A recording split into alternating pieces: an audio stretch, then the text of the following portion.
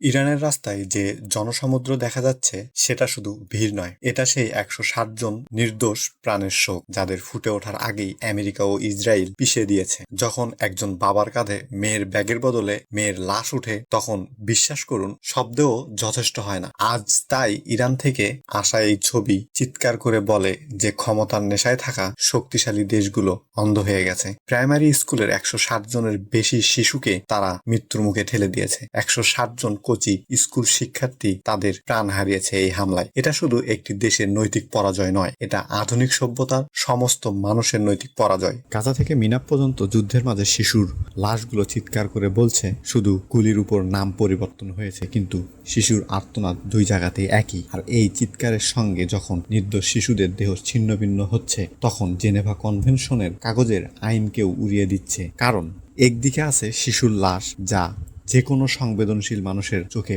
পানি এনে দেয়, অন্যদিকে ইসরায়েল ও আমেরিকার সেই নির্লজ্জ যুক্তি, যাকে তারা কোলাট্রাল ড্যামেজ বা অজান্তে হওয়া ভুল বলে চালিয়ে দিচ্ছে। আজ ১৬০ জন শিশুর মৃত্যুর পরও এই ভিড় শুধু একজোট হওয়া নয়, এটি বিশ্বের ঘুমিয়ে থাকা মানবতাকে চ্যালেঞ্জ ছুড়ে দেওয়া এবং প্রশ্ন করছিল যে এই ছবি কি সংবেদনশীল মানুষের মনে কষ্ট দিচ্ছে না? প্রশ্ন করা উচিত নয় যে শিশুদের কি দোষ ছিল, কারণ এসব শিশুদের আজ বই নিয়ে পড়ার কথা ছিল, খেলনা নিয়ে মাঠে খেলার কথা ছিল। কেন তাদের ভবিষ্যৎকে এক মিসাইলের ক্ষমতা পরীক্ষার জন্য কেন তাদের হত্যা করা হলো? আজ এই প্রশ্ন সবার করা উচিত, এবং এই নীরবতা থাকা মানেই অপরাধ, এটাই ভাবা উচিত। যদি আপনি সেই পরিবারগুলোর জায়গায় নিজেকে কল্পনা করেন, তাহলে আপনার হৃদয় ব্যথায় ভরে উঠবে। ভাবুন তো, আপনি আপনার নির্দোষ শিশুকে স্কুলে পাঠালেন এবং সন্ধ্যায় জানতে পারলেন তার মুখটা নেই, হাত ছেঁড়া, দেহ খণ্ড বিখণ্ড। শেষবার চুমু খাওয়ার আগেও শেষ স্মৃতি সারা জীবন আপনাকে কষ্ট দেবে। যারা মারা গেছে তারা তো গেছেই, যারা বেঁচে আছে তারা যেন বেঁচে থেকেও মৃত। এটি একটি অত্যন্ত বেদনাদায়ক ভিডিও। যদি আপনার সাহস না থাকে, তবে এই ভিডিওটি না দেখাই ভালো। এটি দেখতে হৃদয় অনেক শক্ত হওয়া দরকার। আর যদি সহানুভূতি না থাকে এবং আপনি যদি এই নিয়ে রাজনীতি করতে আসেন, শিশুদের মৃত্যুর উপর যদি ইরান বা ইসরায়েলের পক্ষ নিতে আসেন, তাহলে আপনার ভিতরের মৃত মানুষের কাছে একবার প্রশ্ন করে দেখেন, এটি যদি তোমার ঘরে হতো তবে তুমি কি করতে? হোক তা বাংলাদেশ কিংবা অন্য কোনো দেশ। যখন শিশুদের মৃত্যু হচ্ছিল গাজায়, এরপর ইরান, শিশুদের বিষয়ে আমাদের সবাইকে এক হওয়া উচিত। বাকি রাজনীতি তো চলতেই থাকবে। এখন প্রথম প্রশ্ন, আজকের যুগে নির্দোষ শিশুদের রক্ত কি কেবল এক টেকনিক্যাল এরর হয়ে থাকবে? গাজা থেকে মিনাপ পর্যন্ত এই রক্তযাত্রা এক ধরনের লেখা ইতিহাস। এটি দেখায় কিভাবে যুদ্ধে, নোংরা রাজনীতিতে মানুষের জীবনের দর কষাকষি করা হয়। কারণ যখন ১৬০ জন নির্দোষ নিরপরাধ শিশুর ছিন্নভিন্ন দেহ মাটিতে পড়ে থাকে, তখন আমরা তদন্তের কথা বলছি। সুপার পাওয়ারের ডিকশনারিতে মানবতা বলতে কোনো শব্দ থাকে না। এই প্রশ্ন প্রতিটি সংবেদনশীল মানুষের করা উচিত যে ১৬০টি কফিনের ওজন কি সেই সুপার পাওয়ারদের রাডার বা সেন্সরে দেখা যায়নি? কারণ যখন আমেরিকা ও ইসরায়েলকে এই প্রশ্ন জিজ্ঞাসা করা হয়, তখন তারা খুব সহজেই বলে দেয়, দেখুন তদন্ত চলছে, আমাদের উদ্দেশ্য তাদের মারার ছিল না। সত্যি বলতে এটি বিশ্বের সবচেয়ে বড় নির্লজ্জতা। বিশ্বকে এমন এক মোড়ে এনে দাঁড় করিয়েছে যেখানে ন্যায় বিচার কেবল শক্তিশালীদের দাসত্বে পরিণত হয়েছে, এবং আমেরিকা আগেও এটি করেছে। কিভাবে আরব অনেক দেশগুলোকে তারা ধ্বংস করেছে, সম্পূর্ণ ধূলিসাৎ করে দিয়েছে। যেখানে সুখ ছিল, জীবন ছিল, আজ সেখানে সন্ত্রাসবাদ বিস্তার করেছে। দেশগুলো ধ্বংসস্তূপে পরিণত হয়েছে, কারণ যা আমেরিকার স্বার্থে নয় তা সঠিক নয়। এই নীতিতেই তারা এখন ইরানে পৌঁছেছে। তাদের জন্য ১৬০টি নির্দোষ শিশুকে মেরে ফেলা কেবল সংখ্যা মাত্র। এরা সেই শিশু যারা সকালে মায়ের হাতে চুমু খেয়ে স্কুলে বেরিয়েছিল। তারা কি জানতো যে আকাশের নিচে তারা ওড়ার স্বপ্ন দেখত, সেই আকাশ আজ মৃত্যু হয়ে তাদের উপরে ভেঙে পড়বে? এই হামলা সেই চিন্তার ফল, যা ক্ষমতার লোভে মাতাল হয়ে এতটাই অন্ধ হয়ে যায় যে নির্দোষ আর দোষীর ভেদাভেদও বুঝে না। হ্যাঁ, প্রশ্ন উঠতেই হবে, ইরানের ভিতর 160টি ফুলের মতো শিশু শেষ পর্যন্ত কি দোষ ছিল, কি অপরাধ করেছিল সেই শিশুরা, যাদের পৃথিবী ছিল কেবল বই, খেলনা আর স্কুলের মাঠে, এইটুকুই তো। তাদের জীবনের দাম কি কোনো দেশের অহংকারের চেয়ে কম ছিল? তাদের ভবিষ্যৎ কি মিসাইল পরীক্ষার উপকরণ ছিল? আপনি সেই বাবার কথা চিন্তা করুন তো, যে মেয়ের ব্যাগ থেকে তার ছিন্ন ভিন্ন খাতা বের করছে। হয়তো এটি সেই খাতা যাতে সে গতকালও হোমওয়ার্ক করেছিল। সেই 160টি জানাজার সাথে শুধু লাশ যাচ্ছিল না, সঙ্গে যাচ্ছিল সেই অসমাপ্ত গল্প এবং সেই নষ্ট হওয়া শৈশব, যে পরের সকালে আবারও স্কুলের ঘন্টা বাজবে বলে অপেক্ষায় ছিল।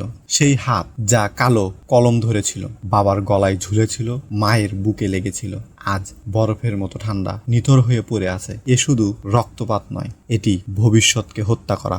বিশ্বমঞ্চে বসে যেসব নেতা বড় বড় বক্তৃতা দেন এবং প্রায় মানবাধিকার নিয়ে কথা বলে, তারা কি এই অশ্রুর জবাব দিতে পারবে? কারণ যখন তারা বোম ফেলে, তখন তারা দেখে না নিচের শত্রু দাঁড়িয়ে আছে নাকি একটি ছোট মেয়ে। তাদের শুধু প্রতিশোধ চাই, আর সেই প্রতিশোধের ধুলোই 160 জন শিশুকে মেরে ফেলা হলো। লড়াই ছিল খামেনির সঙ্গে, তার সাথে যুদ্ধ করো, তার সেনার সাথে যুদ্ধ করো। জেনেভা আইন তৈরি করা হয়েছিল যেন সাধারণ নাগরিকদের উপর হামলা না করা হয়, কিন্তু কোলাট্রাল ড্যামেজের নামে তাদের হত্যা করা হলো। জেনেভা কনভেনশন নিয়ে মনে একটা প্রশ্ন আসে, আজ আইন লেখার লোকেরাই কসাই হয়ে গেছে, তখন বিচার কোথায় মিলবে?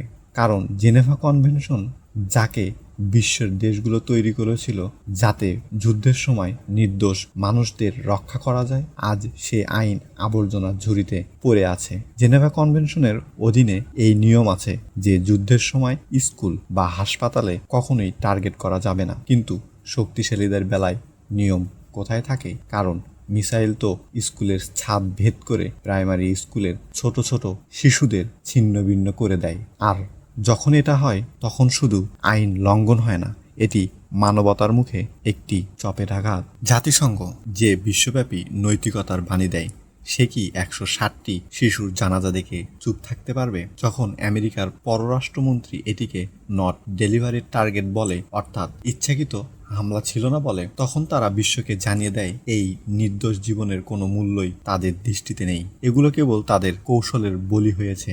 এবং তাই আজ ইরানের যখন এই ভিড় নেমেছে, তখন এটি বিশ্বের ঘুমিয়ে থাকা বিবেককে চ্যালেঞ্জ করেছে। ইরানের মাটি আজ শোকে ডুবে আছে, কিন্তু এই শোক থেকে এমন এক শক্তি জন্ম নিচ্ছে যা কোনো বোমায় নিভিয়ে দিতে পারবে না। মিনাবের রাস্তায় যে জনস্রোত দেখা গেছে তা প্রমাণ করে, যখন অত্যাচার সীমা ছাড়িয়ে যায় তখন মানুষ একত্রিত হয়ে যায়। আজ ইরানের প্রতিটি মানুষ সেই শিশুর জানাজায় অংশ নিতে রাস্তায় নেমেছে। ইরান থেকে আসা এই দৃশ্য শুধু কান্নার নয়, বরং ঐক্যের জন্য অন্যায়ের বিরুদ্ধে দাঁড়ানো শপথ। এই ছবি পুরো বিশ্বে ছড়িয়ে পড়েছে, মানুষের ঘুমন্ত বিবেককে নাড়া দিয়েছে। যারা এতদিন চুপ ছিল তারাও এখন প্রশ্ন করতে শুরু করেছে। শক্তিশালী দেশ, মিডিয়া ও অস্ত্র নিজেদের দখলে রাখলেও তারা মানুষের মনে উঠে আসা সেই ক্ষোভকে চাপা দিতে পারবে না। এই জনস্রোত চিৎকার করে বলছে যে নির্দোষের রক্ত দিয়ে শুরু হওয়া এই যুদ্ধ সঠিক নয়। আর কতদিন চলবে এটা? আর কতদিন চলবে যে যুদ্ধের নামে নির্দোষদের বলি দেওয়া হবে?